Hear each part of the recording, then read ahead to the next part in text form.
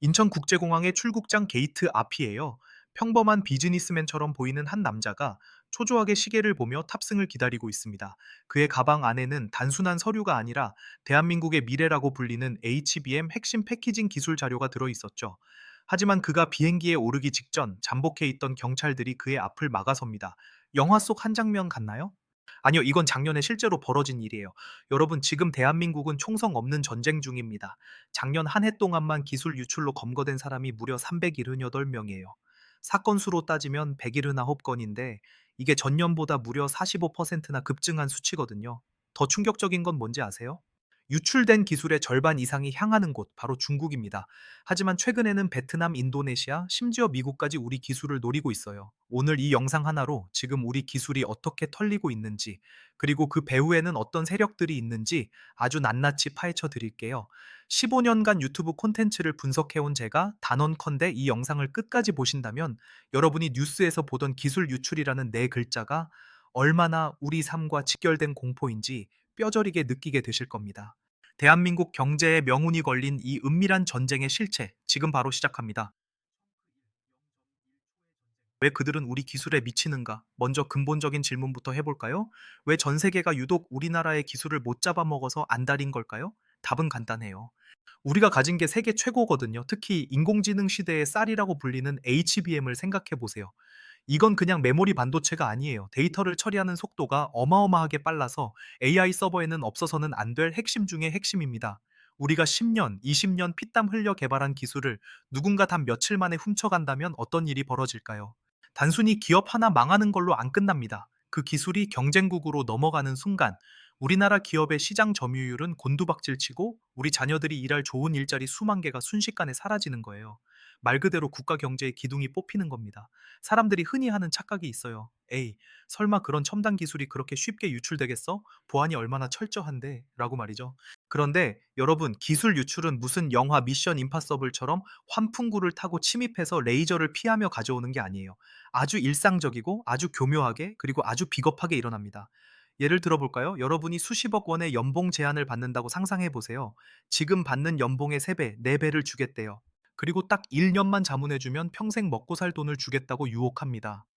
여기서 흔들리지 않을 사람이 몇 명이나 될까요? 바로 이 지점이 비극의 시작입니다. 기술 자체를 훔치는 것보다 기술을 머릿속에 담고 있는 사람을 훔치는 게 훨씬 쉽고 빠르기 때문이죠. 실제로 최근 적발된 사례들을 보면요. 반도체뿐만 아니라 2차 전지, 디스플레이, 조선 등 우리나라가 세계 1위를 달리는 모든 분야가 타겟입니다. 특히 2차 전지는 전기차 시대의 핵심이잖아요. 우리나라 기업들이 전 세계 시장을 주도하니까 후발주자들 입장에서는 기술 격차를 줄이기 위해 수단과 방법을 가리지 않는 거예요. 그들에게 기술 유출은 범죄가 아니라 지름길인 셈이죠. 그런데 여기서 소름 돋는 포인트가 하나 더 있습니다. 과거에는 단순히 설계도면을 빼돌리는 수준이었다면 이제는 공정 전체의 노하우를 통째로 가져가려 한다는 거예요. 장비 세팅값 하나, 불량률을 낮추는 미세한 팁 하나하나가 다 돈이고 기술이거든요. 이걸 통째로 들고 나가는 겁니다. 자, 그렇다면 이 거대한 범죄를 주도하는 사람들은 대체 누구일까요? 외부에서 침입한 해커일까요? 아니면 산업 스파이일까요? 놀랍게도 정답은 여러분 곁에 있는 동료일 수도 있습니다. 다음 장에서는 전체 사건의 80% 이상을 차지하는 이른바 내부자의 배신에 대해 아주 깊숙이 들어가 보겠습니다. 왜 그들은 자신이 몸담았던 회사를 배신하고 국가 경제에 비수를 꽂는 선택을 했을까요? 그 이면의 적나라한 진실을 공개합니다. 자, 이제 정말 뼈아픈 이야기를 해보려고 해요. 앞서 말씀드렸듯이 기술 유출 사건 10건 중 8건 이상, 정확히는 82.7%가 전직이나 현직 임직원에 의해 발생합니다. 외부 해커가 수조원 들여 만든 방화벽을 뚫는 게 아니라 매일같이 커피 마시고 점심 먹던 옆자리 김 과장님, 우리 팀 이사님이 회사의 심장을 들고 나간다는 뜻이에요. 왜 이런 일이 벌어지는 걸까요? 사람들은 흔히 그 사람이 원래 나쁜 사람이니까 라고 생각하기 쉽지만 실상은 훨씬 더 복잡하고 입체적입니다. 제가 취재하고 분석한 바에 따르면 여기에는 크게 세 가지 심리적 기제가 작동해요. 첫 번째는 보상에 대한 결핍입니다. 내가 밤새워가며 이 기술을 개발했는데 회사는 나한테 해준 게 뭐야? 라는 보상 심리죠. 수조 원의 이익을 내는 기술을 개발했는데 정작 본인의 처우는 제자리 걸음일 때, 그때 마침 외부에서 달콤한 제안이 오면 이건 배신이 아니라 정당한 가치를 찾아가는 것이라고 스스로 합리화를 시작하게 됩니다. 두 번째는 불안한 미래예요. 특히 정년 퇴직을 앞둔 고위급 엔지니어들에게 이런 유혹이 많이 갑니다. 퇴직하고 나서 뭐 먹고 살지 고민할 때 외국 업체에서 딱 2년만 자문해주면 퇴직 전 연봉의 몇 배를 주겠다고 하면 흔들리지 않기가 정말 어렵거든요. 실제 사례를 하나 들어볼까요? 국내 유명 디스플레이 업체의 수석 연구원이었던 A씨의 이야기입니다. 그는 수십 년간 회사를 위해 헌신하며 웰이디 핵심 공정 기술을 개발한 1등 공신이었어요. 하지만 승진 누락과 명예퇴직 압박을 느끼던 채 중국 경쟁 업체의 제안을 받게 됩니다. 처음에는 거절했죠. 하지만 당신의 기술은 세계 최고인데 한국에선 제대로 대접받지 못하고 있다라는 브로커의 지속적인 가스라이팅에 결국 넘어가고 맙니다. 그는 퇴사 직전 수천 개의 핵심 공정 파일을 개인 클라우드와 외장 하드에 담아 유출하다가 검찰의 덜미가 잡혔어요. 여기서 여러분이 궁금해하실 법한 질문 하나. 아니, 요즘 보안이 얼마나 철저한데 그걸 어떻게 들고 나가요? 맞아요. 요즘 기업들 이메일은 물론이고 USB 사용도 막고 화상 카메라로 화면 캡처까지 감시하거든요. 하지만 배신을 결심한 내부자들은 상상을 초월하는 방법을 씁니다. 모니터 화면을 스마트폰으로 일일이 찍기도 하고 아예 설계 도면을 머릿속에 외워서 나간 뒤에 밖에서 다시 그려내기도 해요. 심지어는 회사의 핵심 설비 자체를 중고 장비로 위장해서 통째로 수출해버리는 대담한 수법까지 동원됩니다. 이런 내부 유출이 무서운 진짜 이유는 기술만 나가는 게 아니기 때문입니다. 그 기술이 왜 만들어졌는지, 어떤 시행착오를 겪었는지에 대한 데이터까지 통째로 넘어가거든요. 후발주자 입장에서는 우리가 10년 동안 겪었던 실패를 단 하루 만에 건너뛸 수 있게 되는 거예요. 0.1초 만에 수조 원의 가치가 증발하는 순간이죠. 그런데 말이죠. 이런 배신자들 뒤에는 항상 판을 짜는 설계자들이 있습니다. 혼자서는 절대 엄두도 못 낼 일들을 가능하게 만들어주는 존재들, 바로 브로커와 불법 중개업체입니다. 다음 장에서는 이들이 어떻게 평범한 직장인을 산업 스파이로 타락시키는지 그 소름 돋는 영입 프로세스를 공개하겠습니다. 기술 유출은 이제 개인의 일탈을 넘어 하나의 산업이 되었습니다. 전 세계를 무대로 활동하는 기술 브로커들은 마치 첩보 영화처럼 조직적으로 움직여요. 그들은 우리나라 경찰의 감시망을 피하기 위해 정말 상상도 못할 교묘한 수법들을 쓰거든요. 여기서 핵심은 제3국입니다. 처음부터 중국으로 오세요라고 하면 경계하니까 처음에는 미국이나 유럽, 싱가포르에 있는 유령 회사 이름을 댑니다. 연봉은 지금의 3배 이상, 체류 비용 전액 지원, 자녀 국제학교 입학권까지 내밀죠. 그렇게 계약서에 도장을 찍고 나면 그때부터 본색을 드러냅니다. 실제 근무지는 중국의 어느 외딴 도시거나 한국 내 오피스텔에 차려진 비밀 연구소인 경우가 허다해요. 최근에는 무등록 직업 소개소들이 아주 기승을 부리고 있어요. 작년 경찰 조사 결과에서도 드러났듯이 핵심 인력을 해외 업체에 연결해주고 수억 원의 수수료를 챙기는 브로커 조직들이 무더기로 적발됐습니다. 이들은 단순히 사람만 소개하는 게 아니에요. 유출할 데이터를 선별해주고 수사기관의 추적을 피하는 방법까지 교육합니다. 텔레그램 같은 보안 메신저를 사용하는 건 기본이고요. 모든 거래는 추적이 불가능한 가상화폐로 진행하기도 합니다. 또 다른 소름 끼치는 수법은 자문 계약 형태입니다. 현직에 있는 연구원들에게 접근해서 직접 이직하라는 게 아니다. 그냥 주말에 줌으로 기술 자문 몇 번만 해주면 한 번에 수천만 원씩 주겠다. 라고 꼬드기는 거죠. 평범한 직장인 입장에서는 이 정도는 괜찮겠지? 하는 마음으로 시작하게 됩니다. 하지만 이게 한 번 시작하면 빠져나올 수 없는 늪이 돼요. 나중에는 이미 기술을 넘겼으니 우리는 한 배를 탄 거다라며 더 큰 핵심 기술을 요구하며 협박을 하기도 하거든요. 여러분, 만약 누군가 여러분에게 지금 가치보다 터무니없이 높은 금액을 제시하며 이직을 제안한다면 그건 여러분의 능력을 높게 평가해서가 아니라 여러분이 가진 회사의 비밀을 사려는 것일 가능성이 매우 높습니다. 세상에 공짜 점심은 없다는 말, 기술 보안 시장에서는 이게 곧 생존의 법칙입니다. 그런데 이런 조직적인 공격에 가장 무방비로 노출된 곳이 어디인지 아세요? 대기업일 것 같죠? 아니요. 바로 우리나라 산업의 뿌리인 중소기업들입니다. 작년 기술 유출 피해 기업의 무려 86.8%가 중소기업이었거든요. 대기업은 보안팀이라도 있지, 중소기업은 속수무책으로 당할 수밖에 없는 게 현실입니다. 다음 장에서는 이 중소기업들이 겪고 있는 처참한 현실과 왜 그들이 기술 스파이들의 맛집이 되었는지 그 안타까운 내막을 살펴보겠습니다. 자, 이제 정말 가슴 아픈 이야기를 좀 해보려고 해요. 앞서 우리가 반도체니 HBM이니 하는 거창한 이야기를 했지만 사실 이 전쟁터에서 가장 많이 쓰러지는 분들은 바로 우리 주변의 중소기업 사장님들이에요. 작년 통계가 정말 충격적입니다. 기술 유출 피해 기업의 무려 86.8%가 중소기업이었거든요. 대기업에 비하면 보안 장벽이 너무나도 낮다 보니 산업 스파이들에게는 그야말로 맛집이나 다름없는 상황인 거죠. 왜 중소기업이 이렇게 타겟이 될까요? 여러분 한번 생각해 보세요. 대기업은 정문을 들어갈 때부터 보안 검색대에 스마트폰 카메라 스티커 부착은 기본이고 이메일 하나 보내는 것도 철저하게 감시를 받잖아요. 그런데 수십 명 규모의 중소기업은 어떻습니까? 사장님부터 말단 직원까지 한 가족처럼 지내는 경우가 많아요. 우리 사이에 무슨 보안이야? 라는 믿음, 바로 이 가족 같은 분위기가 독이 되는 겁니다. 실제로 제가 본 한 사례는 정말 참혹했어요. 20년 넘게 특수 정밀 부품을 만들어 온 한 업체가 있었는데요. 사장님이 정말 아끼던 공장장님이 계셨거든요. 사장님은 그분을 친형님처럼 믿고 기술의 모든 걸 맡겼죠. 그런데 어느 날 이 공장장님이 갑자기 사표를 냅니다. 건강이 안 좋다는 핑계였죠. 사장님은 퇴직금까지 두둑이 챙겨주며 눈물로 배웅했어요. 그런데 딱 한 달 뒤 경쟁 업체에서 우리 회사 제품이랑 똑같이 생긴, 아니 성능은 더 좋아진 신제품이 반값에 출시된 거예요. 알고 보니 이 공장장님 사표 쓰기 전 몇 달 동안 핵심 설계도를 전부 복사해서 경쟁 업체랑 이미 계약을 마친 상태였던 겁니다. 더 기가 막힌 건 그 공장장님이 우리 회사의 핵심 기술 인력 3명을 연봉 2배 주겠다며 같이 데리고 나간 거예요. 결국 그 중소기업은 반년도 못 버티고 파산했습니다. 20년간 쌓아온 기술과 수십 명의 일자리가 단 한 사람의 배신으로 공중분해된 거죠. 중소기업 사장님들은 말씀하세요. 보안시설 투자하고 싶죠. 그런데 당장 직원들 월급 주기도 빠듯한데 수천만 원, 수억 원 하는 보안 시스템을 어떻게 깔겠습니까? 라고요. 이게 현실입니다. 보안 서버를 구축하거나 전담 보안 인력을 뽑는 건 중소기업에겐 사치처럼 느껴지는 거죠. 브로커들은 바로 이 약점을 노립니다. 보안이 허술한 협력업체를 먼저 뚫고 들어가서 거기서 얻은 정보를 바탕으로 원청 대기업의 기술까지 유치하는 징검다리 전략을 쓰는 거예요. 하지만 여러분, 이제는 중소기업도 변해야 합니다. 기술을 뺏기는 건 단순히 돈을 잃는 게 아니라 회사의 생명이 끊기는 일이거든요. 우리는 작으니까 괜찮겠지라는 생각이 가장 위험합니다. 여러분이 가진 그 작지만 소중한 기술이 대한민국을 지탱하는 뿌리라는 자부심을 가져야 해요.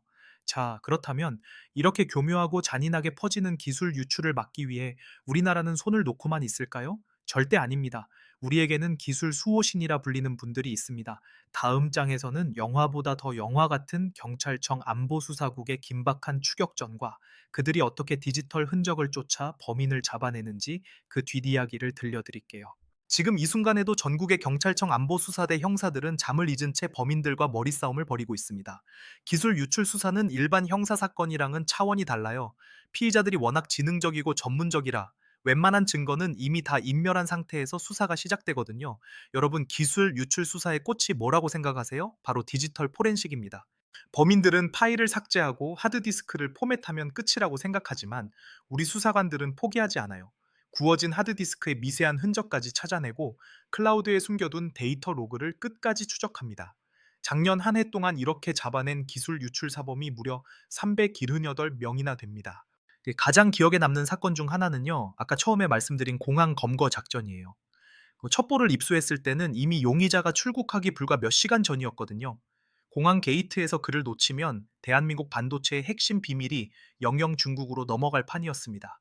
형사들은 공항 보안 검색대 직원들과 긴밀하게 공조해서 용의자의 이동 동선을 일일이 확인하며 압박해 들어갔죠. 결국 비행기 탑승 직전 그의 가방 안에서 핵심 기술이 담긴 저장 장치를 확보했을 때 수사팀은 전율을 느꼈다고 합니다. 그런데 더 중요한 건 범인을 잡는 것에서 끝나는 게 아니라는 겁니다. 경찰은 이제 범죄 수익 환수에 집중하고 있어요. 기술 팔아서 번 돈 그거 다 몰수해야 진짜 처벌이 되는 거잖아요. 작년 한 해 동안 경찰이 추징 보전 등을 통해 환수한 금액이 약 23억 4천만 원에 달합니다. 기술 팔아봤자 남는 건 감옥행과 텅 빈 통장뿐이다라는 메시지를 확실히 주고 있는 거죠. 안보수사국 형사님들은 말씀하세요. 우리가 잡는 건 사람이 아니라 대한민국의 미래를 훔치려는 검은 손이라고요. 하지만 수사에는 한계가 있습니다. 이미 유출된 기술은 주워 담기가 정말 힘들거든요. 그래서 지금은 예방과 무관용 원칙이 그 어느 때보다 중요합니다. 경찰은 중소기업을 대상으로 보안 컨설팅을 지원하고 유관 기관과 협력해서 기술 보호망을 촘촘하게 짜고 있어요. 자, 여기서 끝일까요? 아닙니다. 기술 유출의 양상이 최근 들어 아주 묘하게 바뀌고 있어요. 예전에는 중국이 압도적이었다면 이제는 전 세계로 그 마수가 뻗어나가고 있거든요. 다음 장에서는 왜 유출 국가가 베트남, 인도네시아, 심지어 미국까지 다변화되고 있는지, 그리고 이 글로벌 기술 패권 전쟁에서 우리가 살아남을 방법은 무엇인지 아주 날카롭게 분석해 보겠습니다. 여러분, 지금까지 우리는 주로 중국에 대한 이야기를 많이 했죠. 실제로 작년 해외 유출 사건 33건 중에서 중국이 18건으로 절반 이상을 차지하는 건 맞아요. 하지만 여기서 우리가 정말 주목해야 할 무서운 통계가 하나 더 있습니다. 과거에는 중국 비중이 70%가 넘었거든요. 그런데 지금은 50%대로 떨어졌습니다. 이게 중국으로의 유출이 줄어서 다행인 걸까요? 아니요, 정반대입니다. 우리 기술을 노리는 국가들이 훨씬 더 다양해졌다는 뜻이에요. 최근 통계를 보면 베트남이 4건, 인도네시아가 3건, 심지어 미국도 3건이나 됩니다. 왜 이런 현상이 벌어지는 걸까요? 이건 지금 전 세계적으로 벌어지는 공급망 재편과 깊은 관련이 있습니다. 자, 한번 생각해 보세요. 우리나라 대기업들이 지금 공장을 어디에 많이 짓고 있나요? 맞습니다. 베트남이나 인도네시아 같은 동남아시아 국가들이에요. 우리 기업이 나가니까 당연히 협력업체들도 같이 나갑니다. 그런데 바로 여기서 보안의 틈이 생겨요. 한국 본사에서는 철저하게 지켜지던 보안 가이드라인이 현지 공장이나 현지 법인으로 넘어가면 느슨해지기 마련이거든요. 베트남의 사례를 한번 볼까요? 현지에서 채용한 직원들이 우리 기술의 핵심 공정을 배우게 됩니다. 그런데 이들에게 접근하는 검은 손들이 있어요.